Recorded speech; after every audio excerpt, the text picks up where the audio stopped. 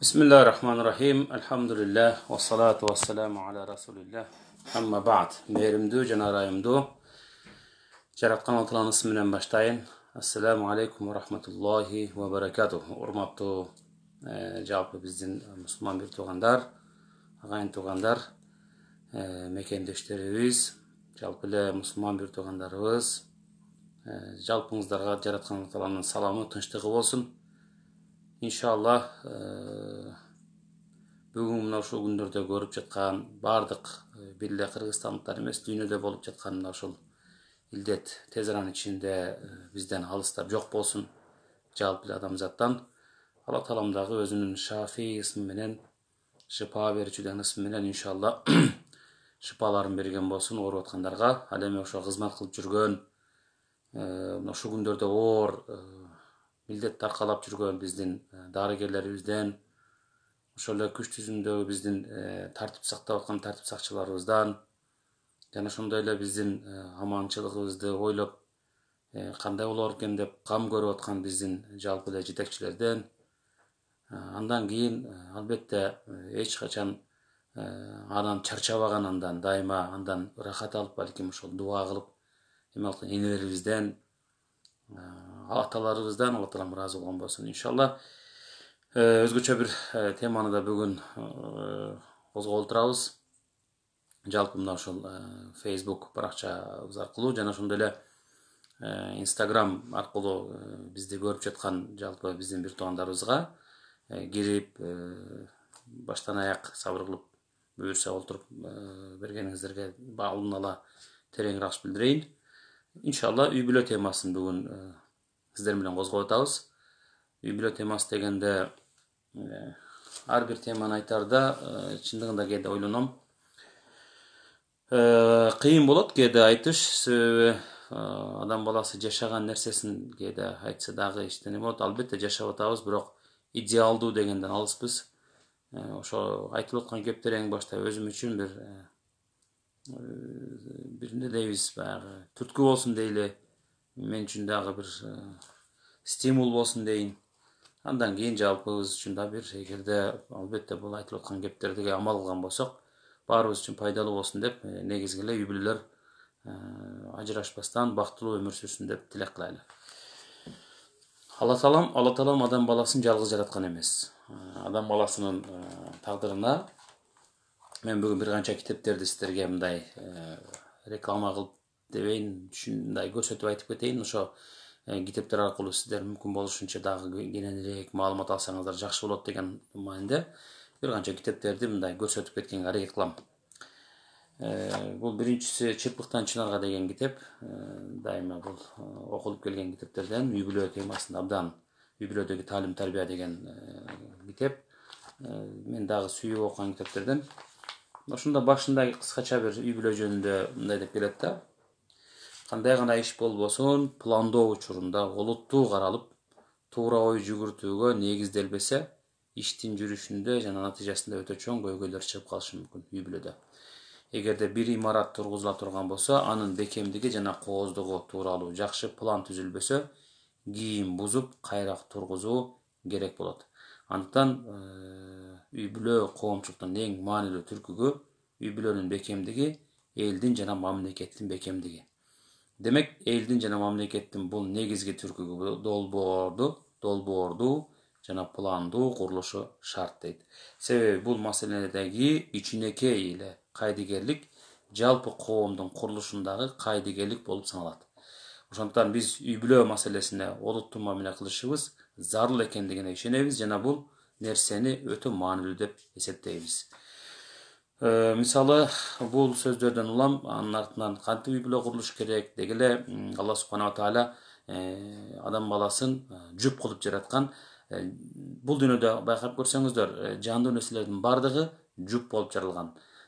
Жалгыз бул бир гана жаратуучу улуу Алла таалам. Калганын бардыгы жүп кылып жаратылгандыктан, ошол жүптардын дегенде жан жаныбарларда да жүп болуп жаратылган, адам баласы жүп болуп жаратылган, өсүмдүктөр дүйнөсү дагы жүп болуп жаратылгандыгы баарыбыз үчүн да маалым эле. Андыктан мен ошол жүп бекеринен Алла таалам жүп кылып жараткан эмес. Дайыма бири-бирине көмөк көрсөтүп, бири-бирине жөлөк таяк болуп жашаганга чындыгында милдеттүү. Ошондон ушул үй бүлө аркылуу Алла таалам адалдап берген нике аркылуу үй бүлө куруп, мына ошол үй бүлө аркылуу дагы адам баласы өзүнүн биринчиден Алла тааланын ыраазылыгы үчүн кылып аткан иштери бул табиятындагы маселе. Экинчиден адам баласынын урпагын улантуу үчүн мына үй бүлө курулат. Үчүнчүдөн албетте мына ошол Алла тааланын бул адам баласына берген эмес, пайгамбарыбыздын сүннөт амалы болгондуктан бул нерсени биз орундатат экенбиз. Негизинде биз жашап жаткан ушул дүйнөдөгү бардык нерсе бир себепке байланган да. Себептерге көңүл буруу менен аткарган иштерибиз Алла тааланын жардамы менен көбүнчөсү биз ойлогондой натыйжа берет экен. Ошондон үй бүлө куруу, нике аркылуу үй бүлө куруу дагы бул себеп. Себептерди аткаруу тобокелге тоскоол эмес экен эч качан. Мына ошол сөздөн кийин мен дагы бир китепти сиздерге бүгүн көрсөткүм келип отурат. Ал китеп дагы жакында эле чыккан китеп. Мындай бир жакшынакай бир китеп. Бул дагы мусулман үй бүлө деген. Дил азык басма үйүнөн чыкты. Бүгүн өзгөчө бардыгыбыз мындай үйдө отуруп, эмне кылабыз деп, китеп окуйбузбу, телевизор көрөбүзбү, телефон чукулайбызбы, же болбосо бирибиз менен маектешебизби? Мына ошондой болуп аткан учурда мен ойлойм эң жакшы адам баласынын пикир досу эме катарында бул китеп экендигин билебиз. Сиз менен биздин акылыбызды кадимкидей ачып, мына ушул жерде дагы көптөгөн маалыматтарга ээ кылат. Адам баласы билбеген нерсесинин душманы. Канчалык көп маселени, көп нерселерди билбеген болсо, ошончолук деңгээлде ошол нерсени сүйүп аткарат, эгер жакшы Алла таалам ыраазы болгон нерсе болгон болсо. Ал эми Алла таалам нааразы болгон, жок тыйган нерсе болгон болсо, ошончолук деңгээлде андан тыйылган болсо, Алла таалам андан дагы ыраазы болот дагы коомдо жанагындай ар кандай жат көрүнүштөр, кылмыштуулук деген нерсе болбосо эле. Бул китептин негизги түзүп, жазып дегенде топтоп эме кылган Канат Аманбаев деген биздин бир тууганыбыз. Ошондон чындыгында өтө баалуу, мындайча айтканда маалыматка ээ болгон, өтө бай. Анын ичинде аяттар, хадистер араб тилинде, кыргыз тилинде. Деги эле бул жерде бир эле үйлөнүү эле темасы эмес, анын ичиндеги мисалы үчүн үйлөнүп аткан учурларда үйлөнгөнгө чейинки процесс, үйлөнүп аткан учур, той маселеси, канчалык деңгээлде той өткөрүү, үйлөнүү тоюнда никеги жар салуу, тойдо элге тамак тартуу, тойдо мисалы үчүн көңүл ачуу деген сыяктуу жана ошону менен биргеликте эле кээ бирки ошол үй бүлөдөгү этикалар бири-бирине жана аял менен эркектин бири-бирине болгон укук милдеттери камтылган, негизгиси бүт аргументтүү. Жана ошондон бул нерселерден ушул китеп аркылуу дагы көптөгөн маалыматты ала алабыз деген ойдобуз. Мен ушул китептен дагы бир-эки жерин сиздер менен мындай бөлүшкүм келип отурат, урматтуу агайын туугандар. Бул дагы башында эле исламдын негиздери тууралуу китептердин ар бири үйдө болушу эң маанилүү жана зарыл маселелерден бирөөсү деп жазат автор. Анткени динибиздин буйруктарын орундатуу үчүн ар бир мусулманга парз кылынган маалыматтар дал ушул китептерде гана айтылат. Чындыгында үйүңүздө да китеп болсун. Китептерде мисалы намаз жөнүндө китеп болсун, орозо жөнүндө мына келтат, Рамазан айы келтат, жакындап калды, мына буюрса Кыргызстан мусулмандар диний башкармалыгы, мына бүгүн дагы аалымдар кеңеши аркылуу биз жыйын болуп, күндүз жыйын болду бизде. Ошол жыйын аркылуу дагы быйылкы Рамазан айы иншалла буюрса да балким ошол жакындаганда айдын эмесинде дагы өзгөрүшү мүмкүн, бир күн эмесинде, бирок 24-апрелге деп белгиленип отурат. Иншалла бул жерде кантип өткөрөбүз дегенде карантин абалына байланыштуу таравих намаздары деген бар. Рамазан айына гана таандык болгон билесиздер. Сүннөт муаккада өкүмү парз эмес, балким бекемделинген сүннөт намаз, ошол намаздарды дагы үйдө окуй тургандыгыбыз жөнүндө айтылып атат. Бүгүнкү күндө фатва чыгарып отурабыз.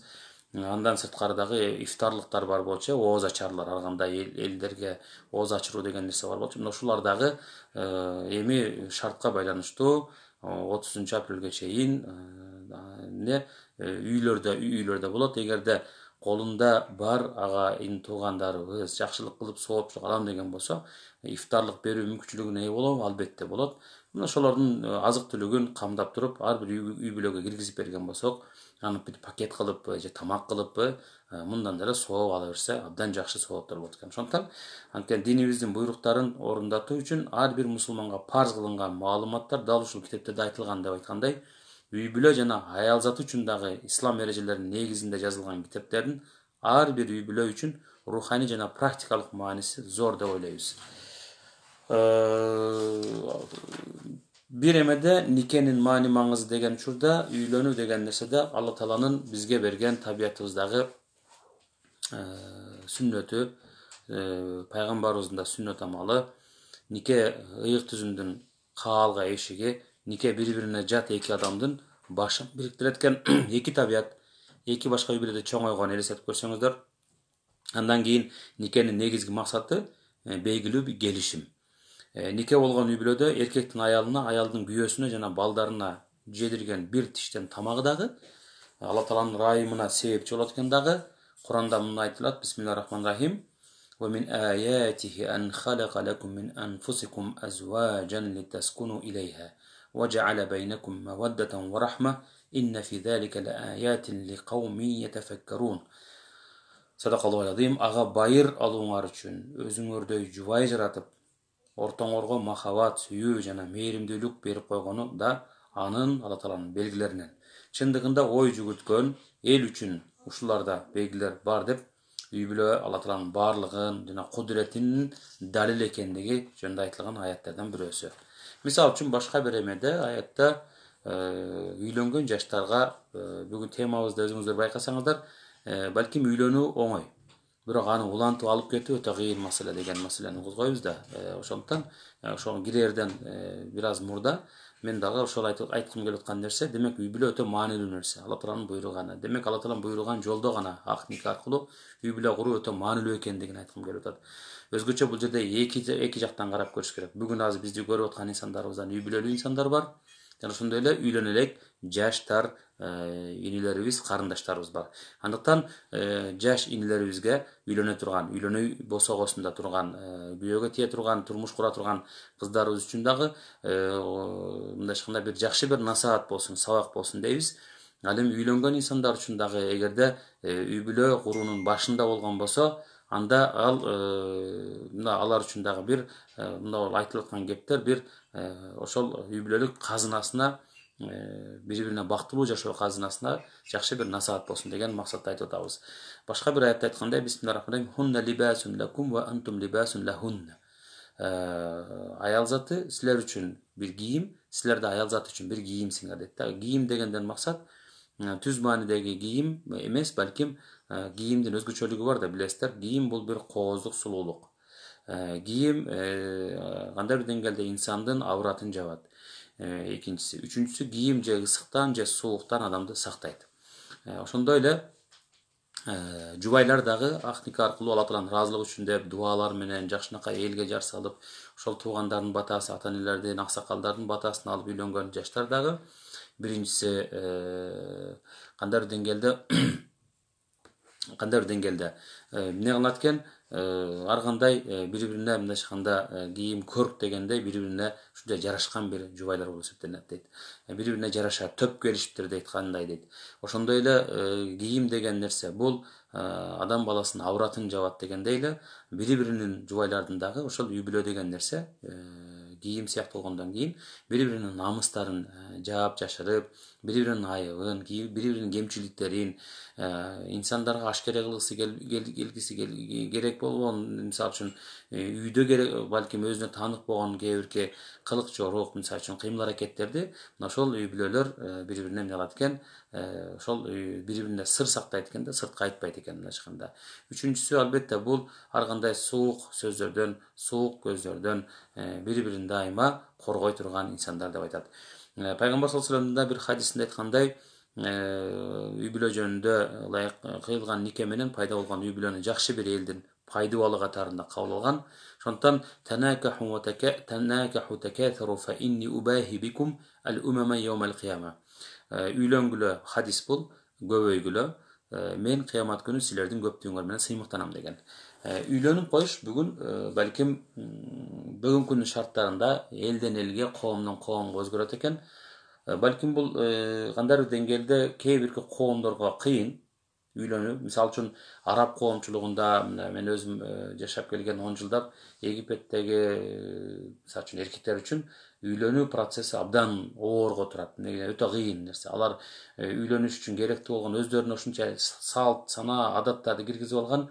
Үйлөнө турган эркек киши сөзсүз түрдө үйдү алыш керек, үй менен камсыз кылыш керек. Анын ичиндеги ар бир нерсесинин баардыгын эркек киши алып бериш керек болот. Андан сырткары үйлөнө турган, ала турган жубайына бериле турган махр калыңдар, мисалы үчүн ошондой эле бериле турган жана башка алтын тагынчактардын ушунчалык көптүгү аларды чындыгында үйлөнүү деген нерсенин Алла Таалам ыраазы боло турган көрүнүшүнөн дагы пайгамбарыбыздын сызып койгон сызыгынан бир аз четтетип, балким дагы көбүрөөк материалдык нерселерге көп байлап койгондой дагы, ошонун аркасынан көптөгөн эркектер мына 30дан ашып калганга чейин 40ка чукулдап калса да үйлөнө албай жүрө берет да.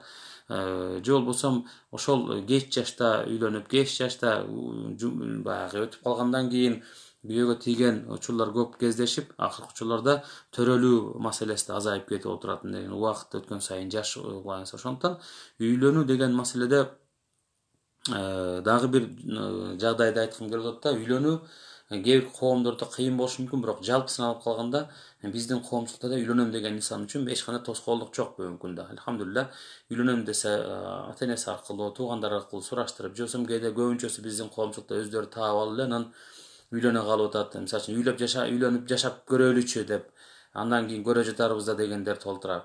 Ошонун аркасынан үйлөнүп коюп бир канча жылдан кийин же болбосо бир жылдын ичинде, мисалы статистикалык неме боюнча, мына былтыркы мурдагы жылкы статистикалар боюнча айтып кетейин, 30.604 үйлөнгөн жубайлар болгон болсо, анын үй бүлөлөр 7157 ажырашыптыр. Мына ошондой 5тен 1 бөлүгү ажырашууга дуушар болгон. Бул эмне себептен деген суроо келет. Демек, үйлөнүп коюп оңой, той өткөрүп коет. Бир аз дагы биз кыргыз коомчулугунда өзгөчө үйлөнүү деген нерсени барып кичине бир Россияга иштеп келе калсаң, же болбосо бир жерден акча таба калсаң, анан тойду өткөрө калсаң, тойду да эл бар, журт бар, тойду өзү көтөрүп коет. Андан кийин ошол жакшынакай той берсең, анан ЗАГС берсең, аркасынан толтура чыгымдарды кылат, кыздын ата энесине же болбосо өзүнө калың тиги буларын берген болот.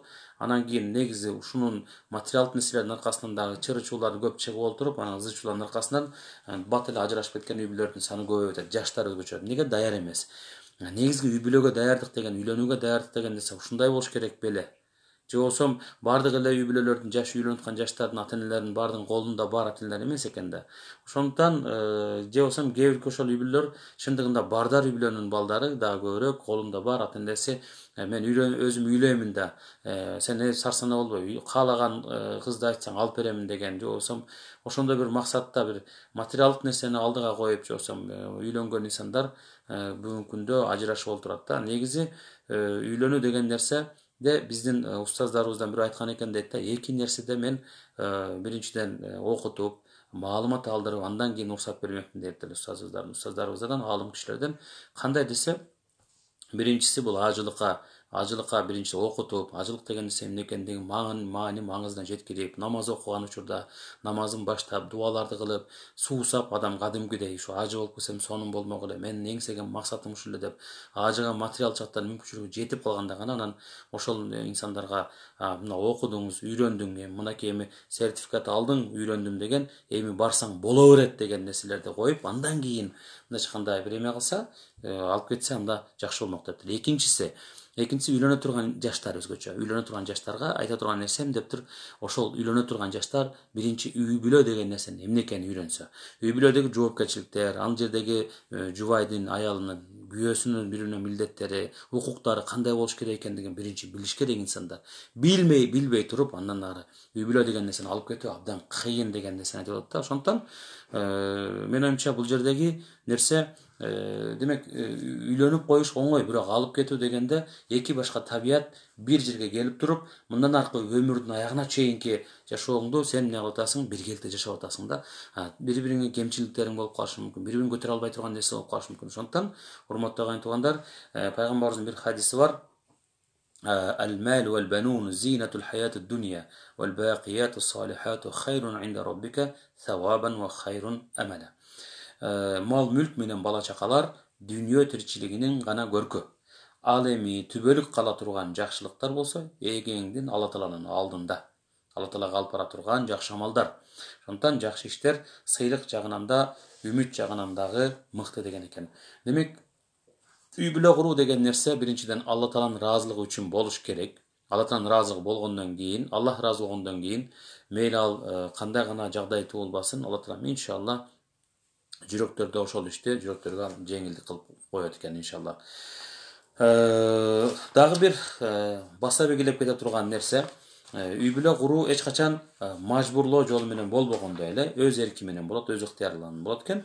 Баш кошуп аткан жаштар бири менен өз ыктыяры менен макулдугун берип аткандан кийин андай боло турган болсо, мына ошол үйлөнгөн жаштар дагы кээ бирки этикалык эрежелерге көңүл буруш керек экен.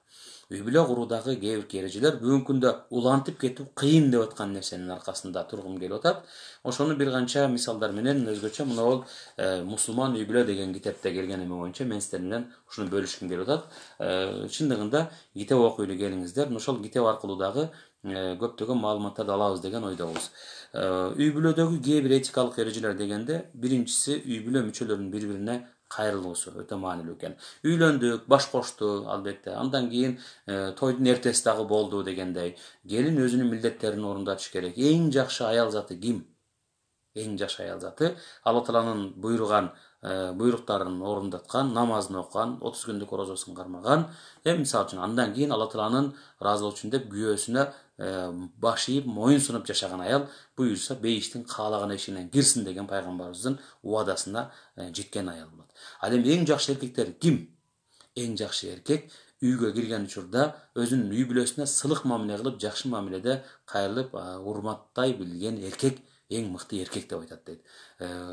Орой, карс, курс тийип, андан кийин кээ бирки мына акыркы күндөрдө муштум көтөргөн, сөгүнүп сагынган тилин булгап эркектер эмес, балким жакшы мамиледе болуп, сылык сөздөрдү сүйлөп гана көтөрүңкү, сабырдуу болгон эркек чыныгы мыкты эркек деп айтат. Ошондуктан үй бүлө мүчөлөрүнүн бири-бирине кайрылуусу дагы үй бүлөдөгү бактылуу үй бүлөнүн бир мындай кандай бир деңгээлде себептеринен бирөөсү экен. Мисалы, жубайлардын бири-бирине атын айтып кайрылуусу одоно болбосо да урмат, сүйүүнү билдирген сөздөр менен кайрылганы жакшыраак болот. Мисалы, эй сен тиги бу деп атын айткандан көрө, балким сылык сыпа менен балдардын атасы деп, мисалы үчүн, же энеси деп бири-бирине мындай жакшы сылык сыпа менен макул кээ бир келдерде сиз дейт экен. Сиз дебей эле койсун, кээ бир биздин менталитетте жок десе деле, сен десе деле, бирок кандай бир деңгээлде орой, эй дегенде бир мааниде эмес, балким өзүнө элдин менталитетке жараша сылык сыпалыкты кармануу менен кайрылуусу жакшы болот экен. Пайгамбар саллаллаху алейхи вассалам Айша энебизге о Айша, я Айша, о Айша деп кайрылчу экен. Айша эле Айша эле деп койбостон башына о деп сөздү кошкон, ошол учурдагы араб коомчулугунда урмат сыйды билдирчү экен да.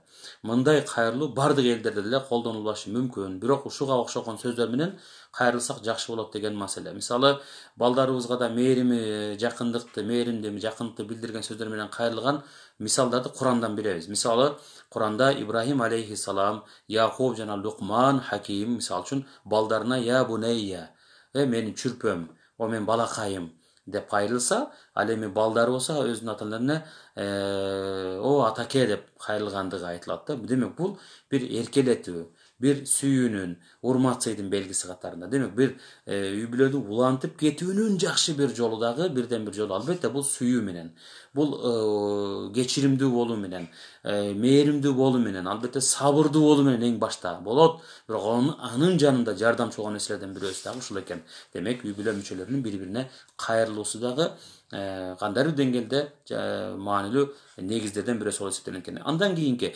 катачылыктарды бетке айтпоо. Мындайча айтканда жалпыга тиешелүү болгон бул нерсе үй бүлөдө да болушу керек. Балким үй бүлө ичинде дагы көбүрөөк мааниге, бетине катасын айтпоо. Анткени үй бүлө мүчөлөрү кээде ортолорундагы жакындыктан пайдаланып, бири-биринин катачылыктарын тартынбастан бетке айта алат дагы. Гана кандай болбосун, ал менин балам, жубайым, таарынмак беле деген сыяктуу мындай ойдо болушат дейт да. Бирок адамдын көңүлү дагы жанагындай назик болгондуктан өзгөчө мындай аял затынын да көңүлү назик дейт. Ал бир айнек сыяктуу, хрусталь сыяктуу сындырып алсаң анын кайра калыбына келтирүү кыйын дейт. Адам алейхисаламдын кабыргасынан жаралган обойнебиз. Ошондуктан пайгамбар айткандай, кабырганы ийишиңче ий аласың, бирок аны сындырып алба дейт. Эмне сындырылсаң кайра өзүнүн калыбына келбейт деп айтат эмеспи? Ошон сыңары урматтуу агайын туугандар, биз дагы эмне ошол бири-бирибизге мамиле кылууда дагы өзгөчө аялдар дагы өздөрүнүн күйөөлөрүнө мамиле кылууда дагы бетине ой сен шүмшүк, сен андайсың, сен мындайсың деген орой сөздөр менен сен керек болсо тигиндейсиң деп бетине айтып анан кийин өмүр бою уялып жүргөндөн көрөп, кээ бир сөздөрдү келип атса да ичиңден айтпай койгон жакшы болот экен. Мунун алдын алыш үчүн жубайлардын жана үй бүлө мүчөлөрүнүн бири-бирине этият мамиле жасашы өтө маанилүү. Кээде бири-бирине жат адамдай сый урмат менен мамиле кылышы зарыл дептир. Ооба, бир үй бүлөдө жашоо бири-биринин көңүлүн калтыруу эмес, мээримдүү мамилени талап кылган нерсе. Бул мамиледе оболу сөз жана сүйлөшүүдөн башталат эмеспи? Ошондуктан демек үй бүлө мүчөлөрүнө айтылган сөздөргө сүйлөө таризине кылдат мамиле кылыш керек. Эмнени сүйлөп атасыздар? Кандай таризде сүйлөп атасыз үй бүлөңүзгө? Бул өтө маанилүү. Пайгамбар саллаллаху алейхи вассалам адамдардын катачылыктарын бетке айтчу эмес. Катачылыктары тууралуу адамдар эмне ушундай кылышат деп жалпыга кайрылуу менен керегем сага айтам, келиним сен ук дегендей таризде сөз сүйлөчү. Адамдын көпчүлүктөрүнүн алдында жеке адамды уят кылып койбоюн деген маселе болгон. Муавия радиаллаху анху, Алла таала ыраазы болсун, пайгамбарыбыздан о Аллахтын элчиси, биздин мойнубузда жубайларыбыздын кандай акылары бар деп сураган экен. Ошол учурда төмөндөчө жоопту пайгамбарыбыз берген. Өзүң жегенде ага да жедиришиң, кийгенде ага да кийдиришиң, бети башына урбашың, оройлук кылбашың, үйдүн ичинен башка жерде аны таштабашың керек болот дептир. Үйдүн ичине таштап кой дегенде эми үйдүн ичине ансы эле үйдүн ичиндесиз, бирок башка көчөдө, башка бирөөнүн үйүнө таштап коюп өзүң кетип калба деген маселе. Эркектин аялга айткан жагымсыз сөздөрү көп өтпөстөн эле аял тараптан да эркекке карата айтыла башташы бул чындык нерсе. Эмне дегенде мен дакка дукка дейт да бизде динибизде. Бул деген нерсе кимден урсаң ошо таң катып өзүңө кайра тиет деген маани. Мындайча айтканда эмнени айтсаң эртеси ошол эле мамилени сен да көрөсүң деген маселе. Үчүнчү нерсе, таарыныша түшкөндө кандай кылуу керек деген суроо келет да. Эркек жубайына бир нерсе себептүү ачууланып калса, же болбосо аял ачууланып жинденип калса, дароо жанын жакшы жактарын эстеп, ошо менен анын кемчиликтерин жаап жашырууга аракет кылыш керек экен. Аятта бул тууралуу айтылгандай, Бисмиллахир-рахманир-рахим, ва аширухунна бил ма'руф, фа ин карихтумухунна фа аса ан такраху шей'ан ويجعل الله فيه خيرا كثيرا. صدق الله العظيم. Аялдар менен жакшы, эркектер аялдар менен жакшы туура мамиледе болго дейт. Эгерде силер аларды жактырбасаңар, же бир кылык жоругун жактырбай жек көрүп калсаңар да, анда сабыр кылгыла деген. Силер жаман көргөн нерседен мүмкүн Алла таалам андан көп жакшылыкты берип коёр. Belki biz bir кичинекей bir кемчилдигин карап туруп, жек көрүп, жаман көрүп, ушинте эле берет, мага жакпайт деп атабыз, бирок Алла таалам андан да жакшы нерсени берип коюшу мүмкүн сен үчүн деген маселе. Ошондон момунду аялынын жактырбаган бир мүнөзү аны менен таптакыр байланышын үзүп кое турган абалга жеткирбесин. Анткени жактырбаган бир мүнөзүн көрсө да, балким башка бир мүнөзүн жактырып калар. Бул дагы болсо Муслим келген пайгамбардын хадистеринен айтылат. Негизи маанилүү болгон нерсе, адам канчалык жакшы сапаттарга ээ болсун, баары бир кемчилдигибиз бар экендигин айткыбыз келип атат да. Ошондуктан пайгамбарыбыздын жакшы бир насааты бар. Иза гадиба ахадукум фалияскут. Эгерде бирөө жарымыңар ачууланып калса үй бүлөдө мисалы дейли, өзгөчө баягы жаш үйлөнгөн үй бүлөлөр бири-бирин таанып, көнүп билгенге чейин 1 жыл өтө катуу сабыр керек дейт. 1 жыл. 6 ай минимум. Же болбосо 1 жылдын ичинде бири-бирин жакшы таанып, бири-бирине жыты сиңишип деп айтабыз. Бири-бирине көнүшүп кеткенге чейин, абдан бири-бирин жакшы изилдей билгенге чейин, эмне кылыш керек? Өтө сабырдуу болуш керек дейт. Араңардан бирөө жарым ошол учурда жини келип калган болсо, фалияскут, анда эмне кылсын? Унчукпасын дейт да. un чыкпасын дейт. Андан сырткары дагы кийинки жагдай эмне? Үй бүлөнүн улантып кетүүгө жардамчы боло турган нерселерден бирөөсү мына ушу китеп дегенде ата эне жана жакындарына урмат сый көрсөтүү, кайната кайненеңе жана башка мүчөлөрүнө жакшы мамиледе кылуу, жакшы мамиле көрсөтүү, өзүңдүн ата энеңдей жакшы сыйлап алар менен мындайча айтканда сөздөн алыс болуп дегендей ашыкча сөз сүйлөп албастан, жамандап жана башка эме кылуудан алыс болуп, аларды урмат сый кылууга эмнеге? Алар дагы ошо сенин жубайыңдын ата энеси. Алардын дагы сенин ата энеңдей эле алардын дагы ата энелик сыпаттары бар. Алар дагы өзүнүн баласы үчүн жана сен үчүн дагы жакшылыкты гана кааларын билесиң. Андыктан сен эркек боло турган болсоң, жакшы жубай ошол өзүңдүн келинчегиңдин ата энесине жакшы мамиле кыл. Эгерде сен аял киши боло турган болсоң дагы сенин күйөөңдүн ата энесине, жакындарына өзүңдүн ата эне жакындарыңдай мамиле кыла билишиң керек. Орой мамиле кылбашың керек. Аларга жаман сөздөрдү айтпашың керек болот. Ошондуктан бул өтө маанилүү экен. Башка ага туугандарга дагы ушундай эле мамиле кылуу керек. Айша энебиз мындайча баяндайт. Аллахтын элчиси пайгамбарыбыз кой сойгондо анын этинен Хадижанын дос туугандарына дагы берчү экен. Хадижа энебиз жубайы. Анын дос туугандарына берчү экен. Өмүрлүк жардын жакындарына ушундай мамиле жасагандан пайгамбарыбыз дагы ушунчалык деңгээлде урмат сыйга да ээ болгон экен дейт. Андан сырткары дагы бир жакшы бир жагдай үй бүлөдөгү ынтымакты, биримдикти, сүйүүнү дагы улантып кете турган нерсе белек беришүү. Колуңдан келген белекти беришүү. Эми сенден өтө чоң нерсе талап кылынбайт, эме кылынбайт. Күтүп аткан тараптагы аял кишилер болобу, мисалы үчүн дейли, аял киши эркекке бере турган болсо, чоң нерселерди күтүп алып, ушул элеби дегендей кылып анын көңүлүн оорутпаш керек. Көңүлдөн, жүрөктөн чыккан белек берип атабы, Аллах ыраазы болсун деп кабыл алышың керек. Бул дагы болсо сенин экөөң ортоңордогу мамиле. Канчалаган таптакыр белек бербеген, таптакыр жакшы сөздү сүйлөбөгөн, аны бир кулдай көргөн, дайыма уруш сокку менен, уруш жаңжалдын ичинде жашап аткан үй бүлөлөрдү да эсте, өзүңдөн төмөндөрдү дагы. Ага караганда эгерде сага бир кичинекей калем бере билсе, же бир гүл бере аткан болсо дагы, же жок дегенде кичинекей бир колунан келген арзан болсо дагы бир жагымдуу бир белек тапшырып аткан болсо, андан бул дүйнө эки дүйнө ыраазы боло тургандай деңгээлде эмне болушуң керек экен? Ыраазы болушуң керек экен. Пайгамбар саллаллаху алейхи вассалам дагы өзүнүн хадисинде айткандай, тахадду ва тахаббу. Мынашканда белек беришкиле, сүйүүңөр артсын деген. Башка бир хадисте тахаддау фа иннал хадията тузхибу вахара ас-садри. Белек беришкиле, анткени белек жүрөктөгү шек күмөндөрдү жок кылат дептир да. Ошондуктан бул дагы жубайлардын бири-бирине, ата энелеринин балдарына, балдардын ата энелерине дегеле мындай белек беришүү адаты менин оюмча абдан жакшы бир адат.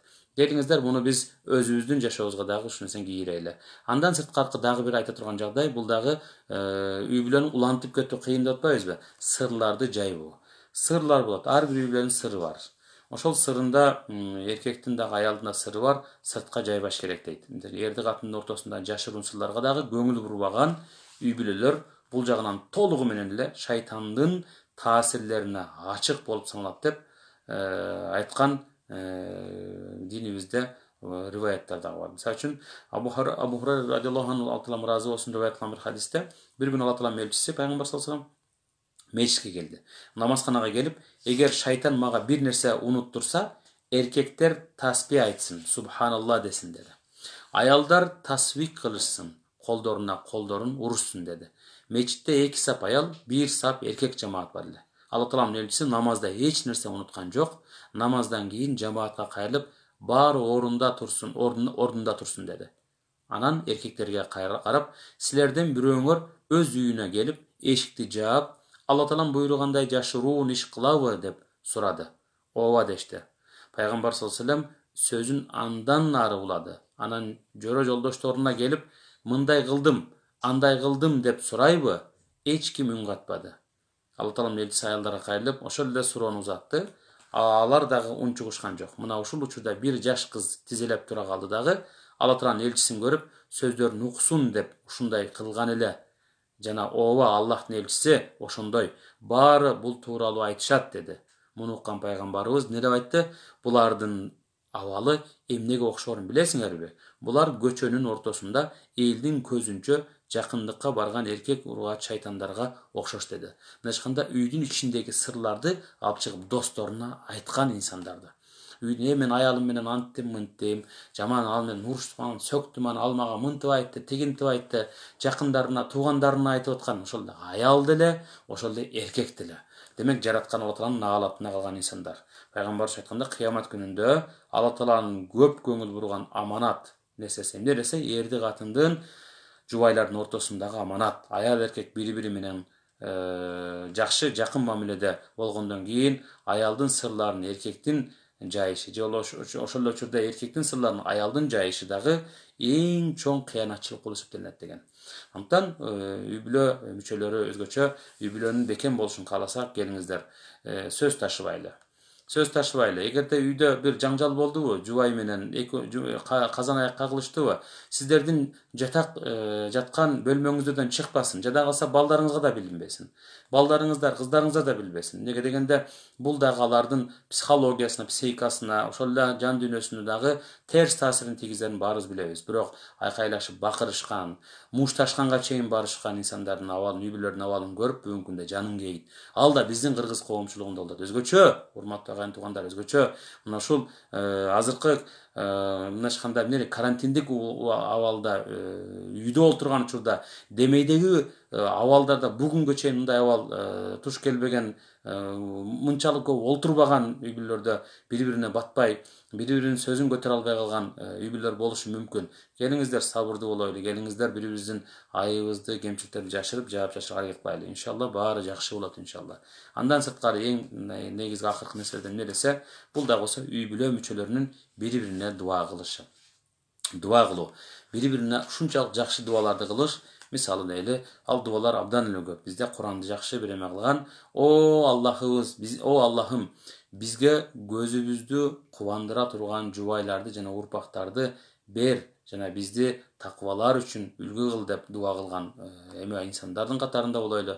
Же болсом, бул дүйнөнүн Роббана атина фид дунья хасана ва фил ахирати хасана ва кина азабан нар.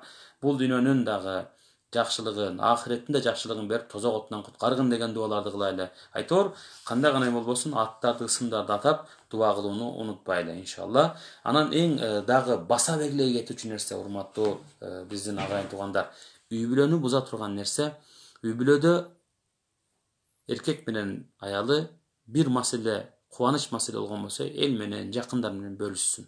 Жакшы нерсе. Иншалла бизде ушундай бир кубаныч болот, дуа кылып коюңуздар. Биз кубанып атабыз деп, алардын да пикирин алып жакшы нерсе болот. Ал эми ошол эле учурда эркек менен аялдын ортосунда биринекин келишпестик пикирлер пайда болуп калса, бир сөз талашып калды, бир пикири келишпей калды, кандайдыр деңгээлде же бир нерсеси жакпай калган, эч качан үчүнчү адамды аралаштырбаганга аракет кылыңыздар. Неге дегенде, бул дагы болсо жакшы эмес. Андан да коркунучтуусу, бүгүнкү күндө өзгөчө жанагы сыйкырлоо, сыйкырга дегенде бакшы сөрөлөргө барып, ысытма, анан суутма деген сыяктуу нерселерди кылып коюу, бул үй бүлөнүн ортосундагы ынтымактын, махаббат сүйүүнүн таптакыр жоголуп кетишине чейин алып бара турган, өзгөчө мына ошол сыйкырга берилип, суутмай жана башка сыяктуу ысытмай деген кылып аткан нерселер, аны кылып аткан инсан дагы, ошол бакшы сөрөй дагы, ага барган дагы, бардыгы жараткандын каарына кала турган чоң, жада калса ошонун күчүнө ишенген болсо, ыймандан чыгып кете турганчалык деңгээлде оор күнөө экендигин, таптакыр болбой турган экендигин эскертип кетишибиз керек. Бул дагы үй бүлөнү бузат экен. Андыктан сыйкырчылар кутулушпайт деген пайгамбарыбыздын хадисин айтып, мен бул китептен алган маалыматтарды бөлүшкөн болдум.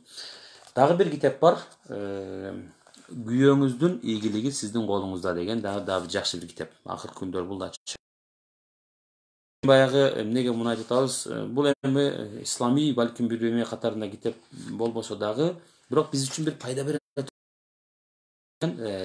стимул берет экен. Кадырдын бир жакшы бир алып Куран менен, аят менен алып окуп аткан нерсебизге бир аралашкан бир десерт деп айтсак да болот экен, жакшы бир дем берет экен.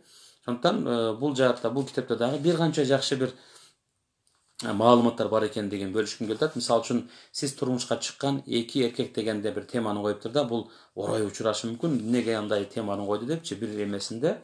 А бул мааниси мындай төмөндөчү жөнөкөй эле экен. Адамдардын жашоо таризин карасаң, ар түрдүү мүнөздөрдү жолуктурасың. Коркок киши, эр жүрөк, жек көрүндүү адам, сүймөнчүк, ишенимден кеткен киши, ишенимдүү адам болгусу келгендер деп айтор адамдар көп бөлүнүп атпайбы ар кандай. Ошол эмесинде ушул маанайда айткысы келген, ар бир адам үйлөнгөн жубайлар үчүн өзгөчө айтып атабыз. Ар бир адамда экинчиси өзү кандай болсо ошол болгон мүнөзү бар. Анан экинчиси анын болгусу келген мүнөзү бар. Мисалы үчүн мен болгонум ушул, бирок менин болгум келген жакшы мүнөзүм бар да, идеалым бар, алдыга койгон максатым бар. Мен ошо жакшы болгум келгенге умтулушум керек. Өзүмдөгү кемчилдиктүү болгон өтө кемчил болгон нерсемди оңдогонго аракет кылышым керек. Ошондон жубайлар бири-бирин эч качан салыштырбасын. Мисалы үчүн аялы күйөөсүн башкага салыштырбаш керек. Күйөөсү аялын башка бир аялга салыштырбаш керек. Аны болгондой кабыл алып, ошого жараша мамиле жасаш керек.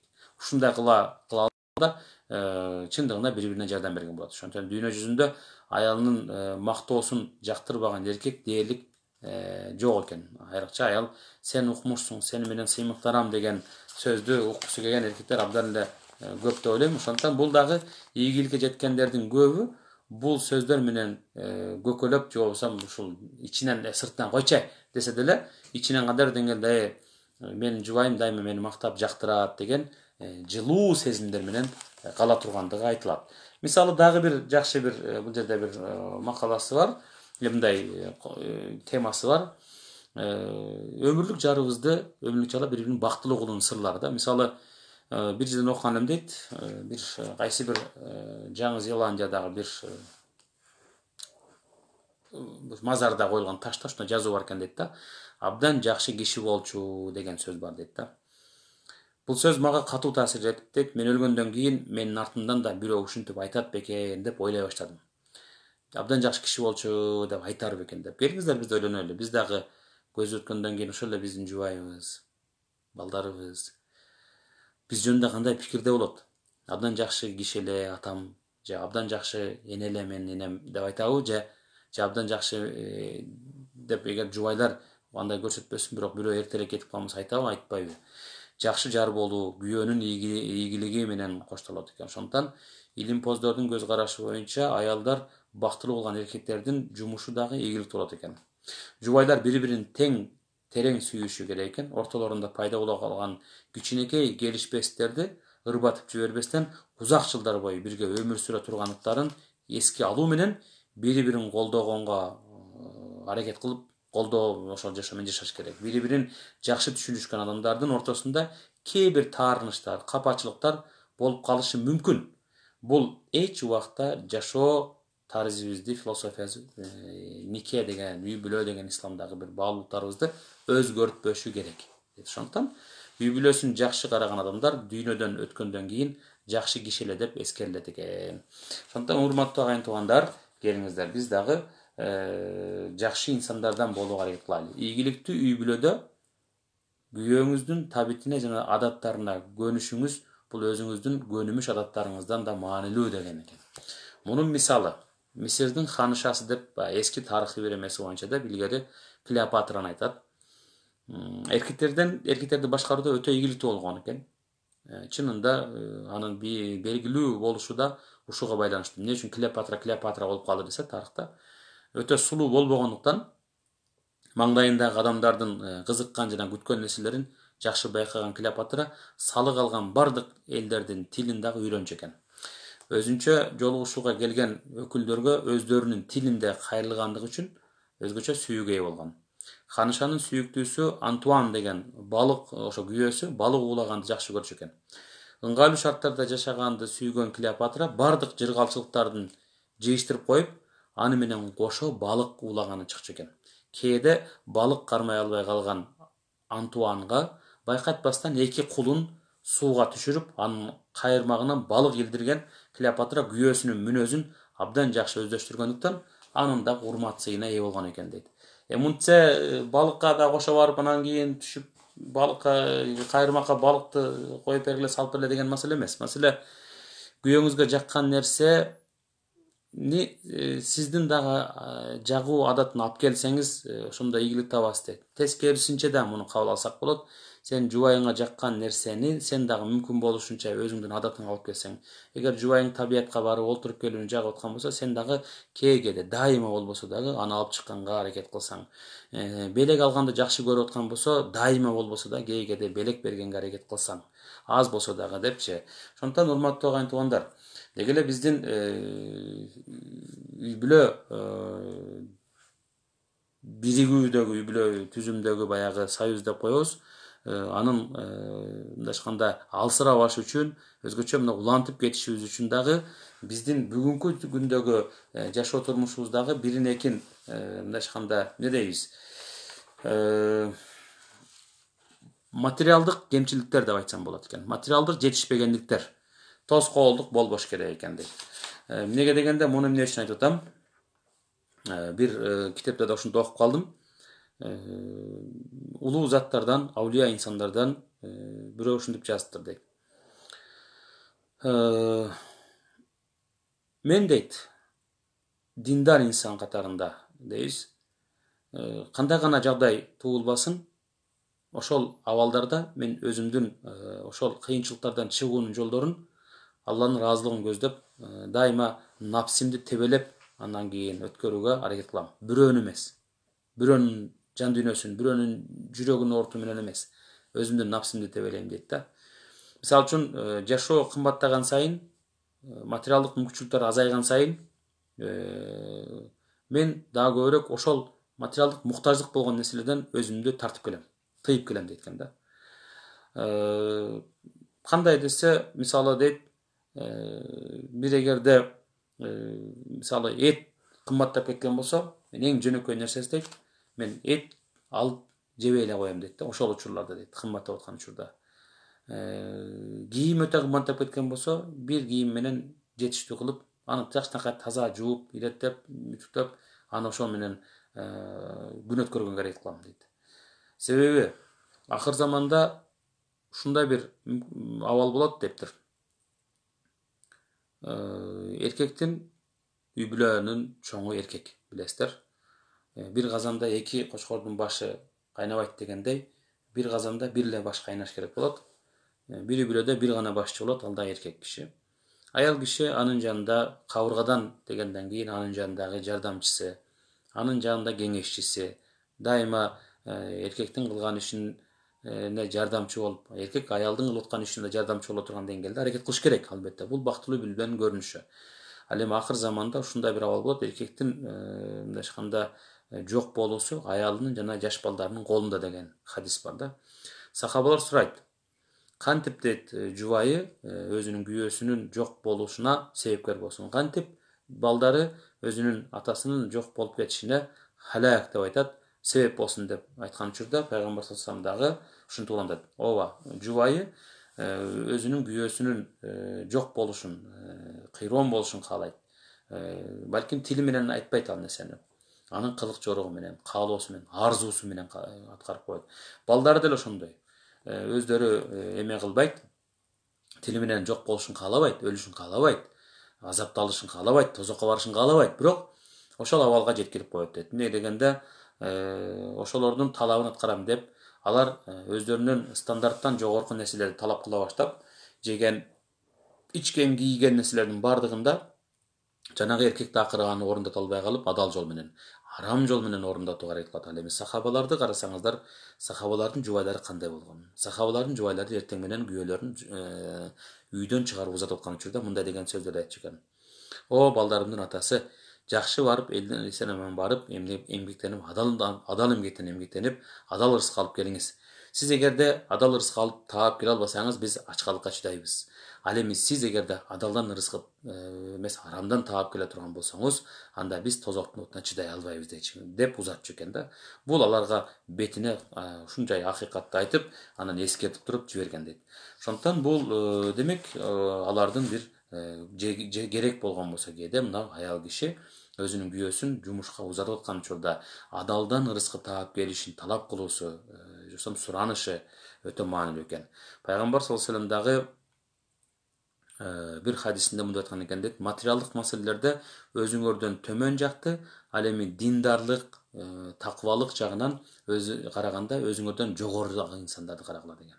Ошондуктан материал жактан караганда паланчанын үйү момундай экен, эмнеге биздин үй мындай эмес, паланчанын кийими момундай кийим кийиптир аялым, эмнеге менде жок, эмнеге анда менде тигинде тагынчак бар, менде жок, бриллиант жок дегендей нерсе эмес, балким дагы көрөк эмне үчүн ал күндө орозо кармайт, ара күндө мен кармай албайм, орозо тута албайм, эмне үчүн ал момундай кылат да мен аны кылып, мен да Куранды батыл үйрөнүшүм керек, иншалла мен да жетем буюрса деген жакшылыктар менен анда жарышсак жакшы болгудай. Ибрахим ибн Адхам дагы жанагы айткан эмеде мисал, окшош мисалдын дагы бир эмесинде Ибрахим ибн Адхам деген алып жазат. Ар бир кымбатчылык болгон учурда мен кымбатчылык болгон нерсени өзүмө эмне кылган дейт, албай койчумун. Ошону менен мен ал кымбатчылыктан, кризистен чыгып кетчүмүн деген экен. Бүгүн дагы келиңиздер, кээ бир үй бүлөлөр нааразы болгондун ордуна келиңиздер, азыркы бар абалыбызга кичине каниет кылып турайлы. Бул күндөр да өтүп кетет иншалла. Аз эле калды, өтүп кетет. İnşallah Allah talam жакшы күндөрдө жеткирсин. Андан көрөк биз азыр жинденип тигинип ушундан көрөк азыр биз мүмкүн болушунча өзүбүздүн жашообузду дагы карашыбыз керек экендигин айткым келет. Бир мындай айтканда бир мисалды айтуу менен анан мен бир мисалды айтып, андан кийин бир окуяны айтып жыйынтыктайм иншалла. Bir günü Peygamber sallallahu aleyhi ve sellem dagı namazdan kaytkandan keyin tаңкы бамдат намазынан Ayşe nevizге gelip, ya Ayşe, o Ayşe, ertemenenki tаңкы тамакка эмне чыкканда завтрак деп айтабызга эмне тамак бар деп сурады деп. Ayşe nevиз ун чыкпастан эч нерсе жок деди, Аллахтын элчиси, үйдө эч нерсе жегенге эч нерсе жок дегенде Пайгамбар эч качан ошондой эмелер кабагын кашым деген жок, эмесинде бузган жок. Андан кийин Айше невиз дагы өзүнүн маанайында түшүргөн жок, түшүрүп эле айтты, эч нерсе жок дегенде, андай боло турган болсо, бүгүн бизде жей турган эч нерсе жок болгон болсо, кел анда Алла ыраазы үчүн бүгүн орозо кармаганга ниеттенели деди, нафил орозо. Ошентип ал күнү орозо карман деди. Ушул пайгамбардын хадиси уланып келет. Мавлана Жалалиддин Руми кийинки бир канча кылымдан кийин келген аулия инсан, улуу аалымдардан. Ошол да бир күнү эртең менен туруп өзүнүн жубайына кайрылып, эртең менен эмне жей турган нерсе барбы, балдардын денеси деп сурады дейт. Жубайы дагы жок, эч нерсе жок эле үйдө кечирип коюңуз дегенде, кандай бактылуу үй бүлөбүз дейт да. Таң калды жубайы. Эмнеге антип айтып атасыз десе айткан экен дейт. Биздин үй бүгүн пайгамбарыбыздын үйүнө окшоп калды. Пайгамбарыбыз дагы ушул хадисин эстетип айтып бергенден кийин, пайгамбарыбыз дагы ушул бир күнү ушинтип эртеменки намаздан кийин келсе, эртеменки жей турган эмесине эч нерсе жок экендигин айтканда, пайгамбарыбыз орозо кармаган экен. Кел анда биз дагы пайгамбардын сүннөтүн улай, биз дагы орозо кармайлы деп айтты дейт да. Ошондуктан булар улуу инсандар деп айтып атабыз. Бирок бул инсандар дагы биз сыяктуу инсандар. Булардын дагы напсилери болгон, бирок ошол учурда булар ошол напсилерин жеңе билген инсандар болгон. Келиңиздер биз дагы ушул үй бүлөнү ажырашып кетүүдөн, уруш талаштан, ар кандай шек күмөн, жаман нерселерден ойлонгондон көрөөк, дагы көбүрөөк жакшы нерселерди алып кеткенге аракет кылайлы. Бир эмеде мен ушуну айткым келип атат, Умаманын өзүнүн кызына кылган 10 насаатын айтам. Кыскача. Себеби адам баласында ушул нерсе бар да, айткан экен да кызыначы, байлык менен ыйман. Эки нерсе тең бар. Байлык да бар, кызым, эме да бар. Негизи ага кое турган болсо, негизи үй бүлө куруунун деле кереги жок болчу. Депчи, жок. Алла таалам табиятыбызга жүк кылып жараткандан кийин үйлөнгүлө деген да, үйлөнгүлө деген десе бири-бирине тартылуу күчү бар. Бири-биринин үйлөнүү менен урпакты улантуу деген бар. Алла таалам насип кылса, кээ бир үй бүлөлөр бир гана бала төрөй турган бир фабрика катарында гана көрбөш керек үй бүлөнү. Андай эмес, балким насип кылбаган болсо, ошого сабыр кылып жашоо дагы өзүнчө бир чоң сооп экенин эстен чыгарбаш керек. Ошол өзүнүн кызына айтып аткан насааттардан биринчи насаат ушуну айткан экен дейт. Каниеттүү болгон деген экен кызым депчи. Албетте ар бир эркек үчүн өз никесине алган жарынын, балдарынын нафакасын берүүсү, же болбосо каржылоосу моюнда турган иш, негизги милдети. Бирок аял дагы каниет кылышы керек болгон жагдай бар да. Жок болсочу, сахабалардын аялдарын айтып өттүм жогоруда айткандай эле. Ошондуктан пайгамбарыбыз дагы акыр замандагы үй бүлө кандай болуп башчыларынын башындагы эң чоң бале аялы менен балдар дегенде хадисте айтып өттүм. Бул дагы бекеринен эмес да. Демек биз себепкер болуп калбашыбыз керек экен. Бул биринчиси. Экинчиси баягы ошо биринчисине азыркы меңе дагы бир мисал, жаман кой жайытын бир күндө түгөтөт болуп, бир күндө жеп бүтүп койбостон, мүмкүн болушунча бар болсо кичинеден бөлүшө билип башкалар менен дагы жакшы бир жашоону жашаганга аракет кылыш керек. Экинчиси сабырдуу болуу.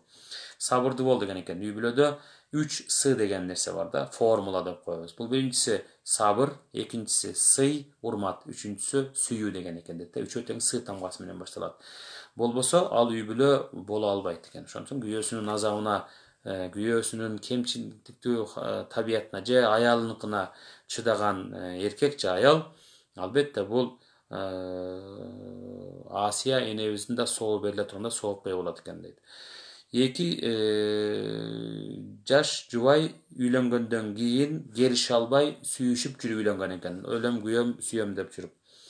Белгилүү убакыт өткөндөн кийин ажырашууга чечим кабыл алып, ажырашайлы болбоду, экөөбүздүн жашообуз деп ажырашабыз дептир.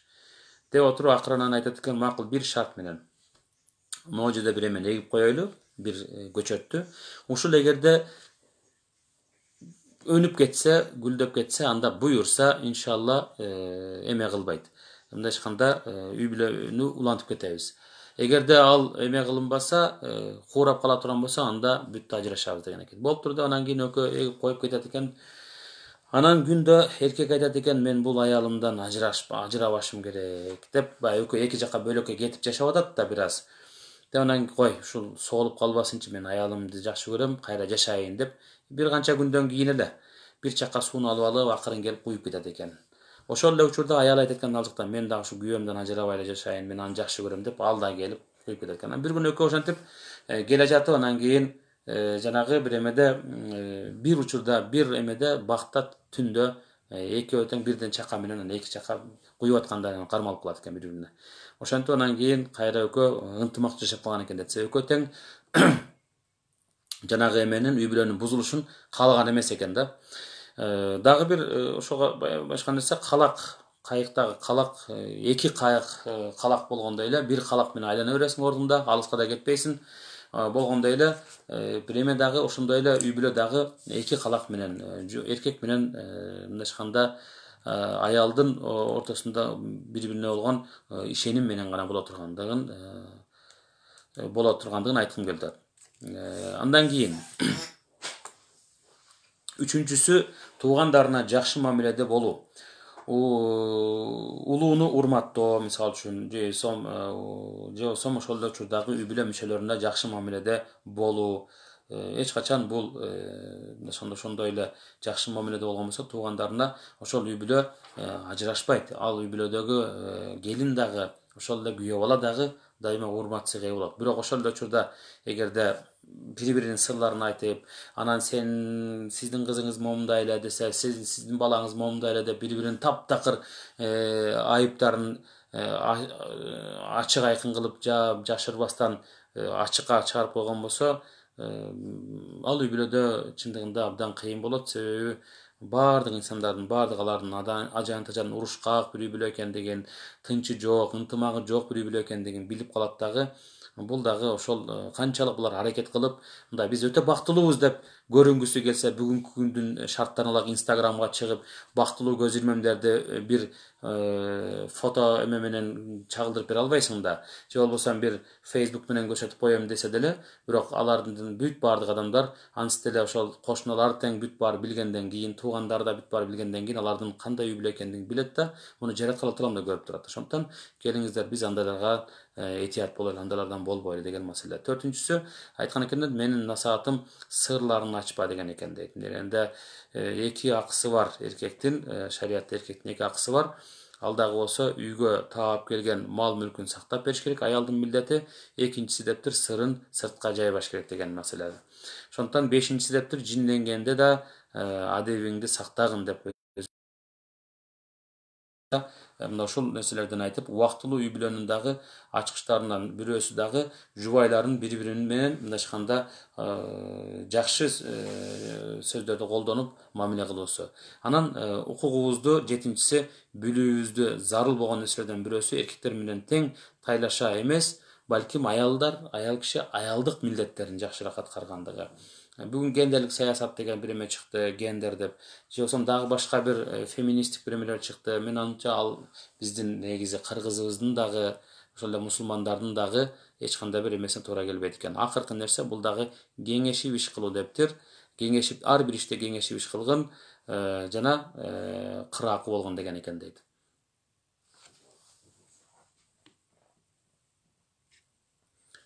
Урматтуу агайын туугандар, андыктан иншалла бүгүнкү мына ушул сабагыбыз аркылуу биз да колдон келишинче ушул үй бүлөнүн баалуулуктары жөнүндө кеп кылган болдук. Андыктан жалпыңыздарга бүгүн катышып сабырдуулук менен угуп бергениңиздер үчүн Алла таалам ыраазы болсун. Иншалла кыска бир убакытта көп нерсе бере албадык, бирок иншалла колдон келишинче мындан кийинки сабактарда дагы ошол бактылуу үй бүлөнүн кандай болуш керек экендиги жөнүндө дагы кенен кесир сиздер менен маек кылып, сиздер менен бирге отуруп сүйлөшөбүз. Мен каалайт элем мына ошол түз эфирлер аркылуу сабактар болуп аткан учурларда да суроолорду берип атасыздар.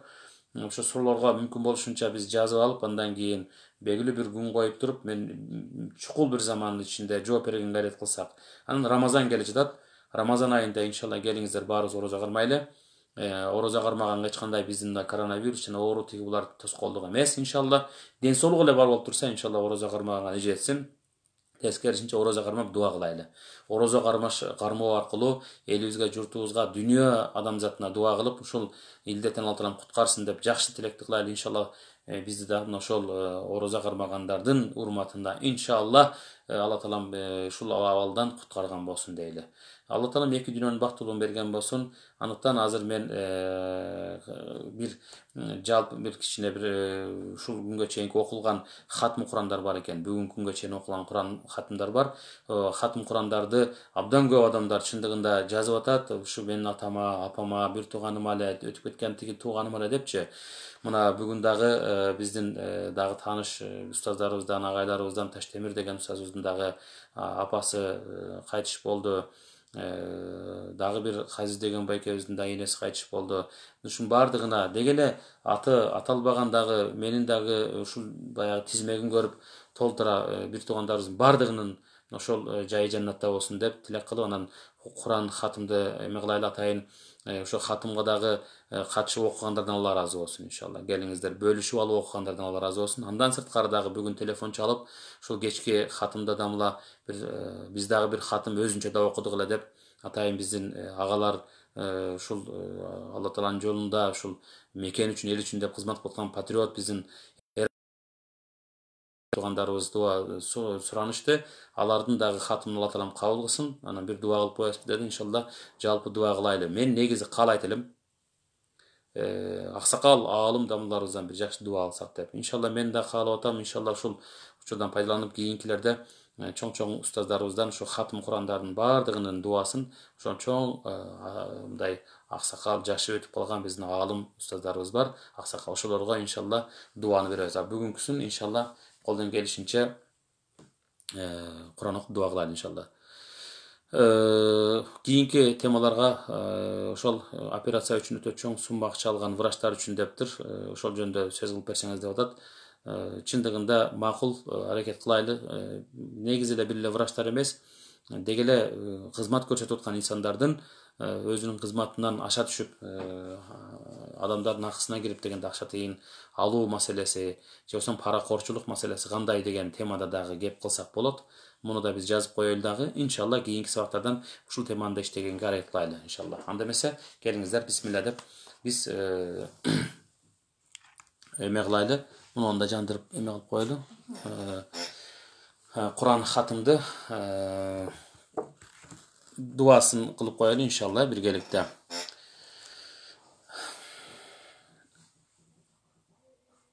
Аузу биллахи минаш шайтанир раджим. Бисмиллахир рахманир рахим. Элхамдулиллахи раббил аламин. Ар-Рахманир рахим. مالك يوم الدين إياك نعبد وإياك نستعين اهدنا الصراط المستقيم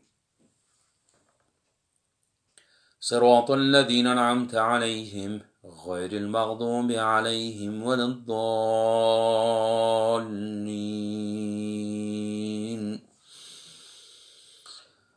بسم الله الرحمن الرحيم. قل هو الله أحد الله الصمد لم يلد ولم يولد ولم يكن له كفوا أحد. بسم الله الرحمن الرحيم. قل أعوذ برب الفلق من شر ما خلق ومن شر غاسق إذا وقب ومن شر النفاثات في العقد ومن شر حاسد إذا حسد. بسم الله الرحمن الرحيم. قل أعوذ برب الناس ملك الناس إله الناس من شر الوسواس الخناس الذي يوسوس في صدور الناس من الجنة والناس. صدق الله العظيم. سبحان ربك رب العزة عما يصفون وسلام على المرسلين والحمد لله رب العالمين. آمين. الحمد لله والصلاة والسلام على رسول الله. اللهم تقبل منا إنك أنت السميع العليم. ربنا وتب علينا يا مولانا إنك أنت التواب الرحيم. اللهم ارحمنا بالقرآن العظيم واجعله لنا نورا وهدى ورحمة. اللهم أعنا على ذكرك وشكرك وحسن عبادتك يا رب العالمين. يا رب العالمين. Şu okulan keremetli Kur'an ayetlerinin hurmatında, okulan hatm-ı şeriflerin hurmatında, Allah talam şu okulan жалпы Kur'an hatımdарды бардығының соғыптарын иншалла өтіп кеткен жалпы пайғамбарлардың рухына бағыштаған болдық. Анын соңғы пайғамбарымыз Мұхаммад саллаллаху алейхи вассаламның рухына, анын сахабаларының, табииндердің, табииндердің жана ислам диніне қызмет қылып өтіп кеткен алым, аулия, шейх жана ошондой шейиттердин рухтарына бағыштаған болдық. Жана өзгөчө ошол амин деп турган бир туугандарыбыздан дуа үмүттө өтүп кеткен ата бабалар болгон болсо, жакын тууган уруктар болгон болсо, алардын рухтарына багыштаган болдук. Өзгөчө ушул атайын тилек кылып, ошо хатмы шериф болуп аткан учурда ниет кылып, аттарын жаздырып, ошол менин атама, энеме, бир тууганыма, менин абама, же ошондой эле туугандарыма, досума деп аткан өтүп кеткен ошондой жакындар болгон болсо, ошолордун баардыгынын рухтарына арбагын Алла таалам ушу Кур'ан аяттары окулган хатмы шерифтен чыккан соопот жеткен болсун. Алла таалам алардын кабырларын нурдуу кылып, нурдантып эсептерин жеңил кылып, артын кайырдуу кылган болсун. Алла субханаху ва тааля ушу окулган Кур'ан аяттарынын урматында, окулган хатмы шерифтердин урматында баардыгыбыздын пендечилик кылып кетирген катаачылыктарыбыз болгон болсо, күнөөлөрүбүз болгон болсо, Аллахым кечирген болсун. Аллахым ушул Кур'андын урматы менен элибизге, журтубузга, мамлекетибизге Алла таалам бейпил жашоону өнүгүүнү Алла насип кылсын, хидаятты түз жолду насип кылсын. Мына ушул Шабан айында турабыз иншалла. Пайгамбар айткандай ушул эсен аман ушул Рамазанга жеткирген деп, Рамазанга чукул калды. Ушул Рамазан айына да эсен аман жетип алууну, орозолорду кармаганда Алла насип кылып, күч кубат берген болсун я Алла. Мен өзгөчө дуа тилеп аткан, ооруп аткан инсандарыбызга ушул Кур'андын урматында, хатмы шерифтин урматында Алла таалам шафи исминен шифаларды берген болсун. Өзгөчө мына ушул коронавирус деген оор жаман илдет менен ооруп аткан биздин мекендештерибизге, дүйнөдөгү жалпы адамзатты да Алла таалам өзүнүн шапысы менен шифаларды берип айыгып кетишин Алла таалам жолдорун жеңил кылган болсун. Дарылап аткан, ошол чуркап аткан биздин дарыгерлерибизден Аллахым эки дүйнө ыраазы болгон болсун. Биздин ушул аманчылыгыбызды коргоп аткан биздин күч ушул сакчыларыбызды, күч органдарынын бүтүндөй баардык эмгек кызмат кылып аткандарына Алла таалам ыраазы болгон болсун.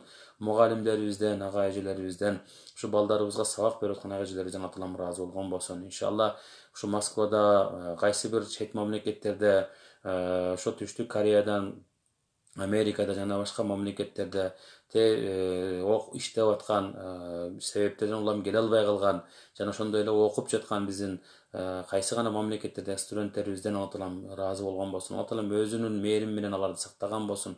İnşallah eч kандай оор сыркы алыс болуп алардан дайыма жакшылыктар болгон болсун. Үйлөнгөн үй бүлөлөргө Алла таалам бакыты таалай, бактылуу өмүрдү, көптөгөн бала бакаралуу болууну Алла таалам насип кылган болсун. Иншалла мына ушул үй бүлө деген нерсенин кадырын бактап, Аллахым ыраазы болгон көрүнүштө үй бүлөнүн мүчөлөрү болууну насип кылсын. Көптөгөн перзенттердин ата энеси болуп, иншалла биздин да келечектеги пайгамбарыбыздын да сыймыктанган үммөттөрдөн болууну насип кылган болсун. Элибиздин санын көбөйткөн мыкты, үлгүлүү, илимдүү, адептүү, ыймандуу үй бүлөлөрдө балдарды, кыздарды тарбиялаган ата энелерден болгонуна насип кылсын. Үйлөнө элек жаштарыбызга Алла таалам бири-бирине төп келе тургандай ыймандуу, жакшынакай жарларды, өмүрлүк жарларды насип кылышын Алла тааладан тилейбиз. Аллах кабыл кылган болсун. Ал эми хатму шарифтин дагы жыйынтыгында кызмат кылгандардан, ушул шарттарды түзүп берип аткан жалпы ушул адеп башатынын жигиттерине, эжекелерине жана ошондой эле кызмат кылып аткандарга, ушу шартты түзүп, ушундай сабактарды уюштуруп аткандардан, ошондой эле көмөк көрсөтүп жардам берип аткандардан, мына ошол оор күндөрдө бүгүн ар кандай кайрымдуулугун кылып аткан биздин ага эже, бир туугандарыбыздан кандай гана инсандар болбосун ошол жардамга муктаж болгондорго жардамын аябай жаткан бир туугандарыбыздан, аларга кызмат кылып аткандардан Алла таалам бул дүйнө ахиреттен ыраазы болгон болсун. Алла таалам баарыбызды өз мээримине бөлөп, пайгамбарыбыз сыймыктанган үммөтүн насип кылган болсун. Роббана атина фид дунья хасана ва фил ахирати хасанатан ва кина азабан нар бирахматика архамар рахимин. Амин. Вассаламу алейкум ва рахматуллахи ва баракатуху. Аман болуңуздар.